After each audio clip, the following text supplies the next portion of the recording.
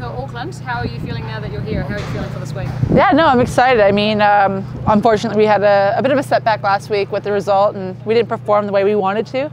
But I think coming into Auckland, we're fresh. We're looking forward to the next challenge, and it's a big event, right? We're bringing a doubleheader to the city here. We're getting a new fan base, and we're growing the game. So I think that's what's really exciting, and the girls are excited for the opportunity, but they're also looking forward to the challenge that's ahead.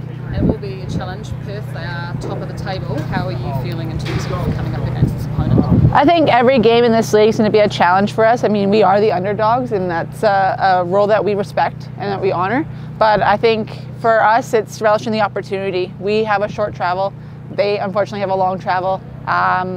So yeah, it's going to be another game of football, but I think we're just focusing on ourselves, looking forward to fixing last week's mistakes and just, getting after it. And besides last week, and you said you were the underdogs, it was 3 in a row winning, great run. You guys are having a fantastic season so far. I know this is kind of your first season with the next woman, but what's changed? What's different from past seasons to now?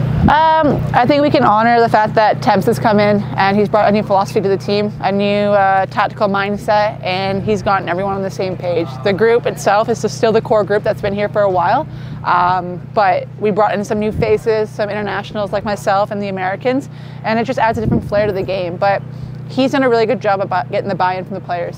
We're all completely committed to his philosophy and his ideas, and we're seeing it now. We're getting results, we're getting 3 wins, and we're creating history for this club. So for us, it's just a matter of believing in ourselves and believing in what he has set forth for us, and kind of just kicking on and each week getting better and better.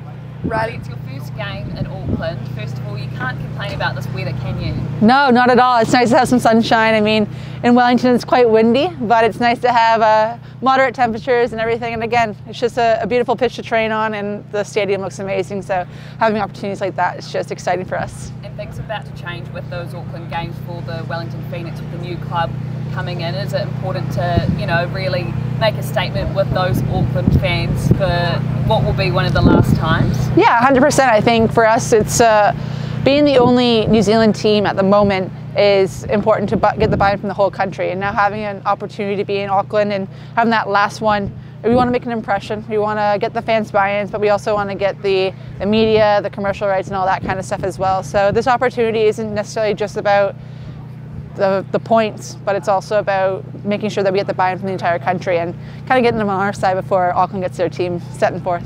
Yeah, and just one more from me. With the new club, all that going on, from your perspective as a Canadian, how do you see the growth of the women's game in New Zealand?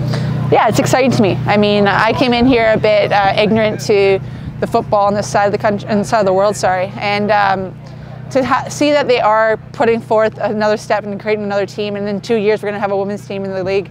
It's growing, and it's exciting to see that. And I think having more competition, more teams in this country only makes better opportunities and bigger contracts for those players. And there's going to be a little bit of competition on keeping your players in your club and competing with that. And then now we're going to get an in-country rival. So that's exciting for us as well. And I think to see that growing, it's promising, and I think it'll also in turn bring in bigger talent and home talent into the country, which is exciting. Rylee, just one from me. Obviously the women's team in Auckland will come a year later. Have you guys kind of talked about this and why they're kind of coming late compared to the men's team, and do you see this as a missed opportunity? No, I think for us it's we're not really taking it as much of an effect. I think we focus on who we are and what we are. It gives us more of an opportunity to grow our club and our brand prior to them coming in. And look, some things need to be ironed out before you release a team, and I think for the women's game itself, it's good to see that they are releasing their men's tees first, and like kind of getting rid of all the creases in the shirts and whatnot, so that when the women's team comes in, the foundation's laid for them. But for us personally, it's just about focusing on who we are and what we represent. When the team comes in, it'll be another opponent, and we'll already have our foundation set for the remainder of the year. Have there been any talks from Paul or staff to kind of, make sure that they're, know who they are and keeping players here and players wanting to stay here rather than go to Auckland? I think For us, again, it's just about focusing on our club and our players. I mean, there's obviously going to be competition and contract talks when it comes down to it, but we have some core players that are going to be here for a while, and I think that's what's most important. And at the end of the day, it's buying into a program and a coach, and Paul's done a really good job with that. So I can't see any of the girls wanting to leave because of that. But yeah, focusing on who we are, what we are. The staff aren't even blinking an eye at that kind of stuff because that's 2 years away. 2025 is a long ways away. We got to worry about what's happening this weekend.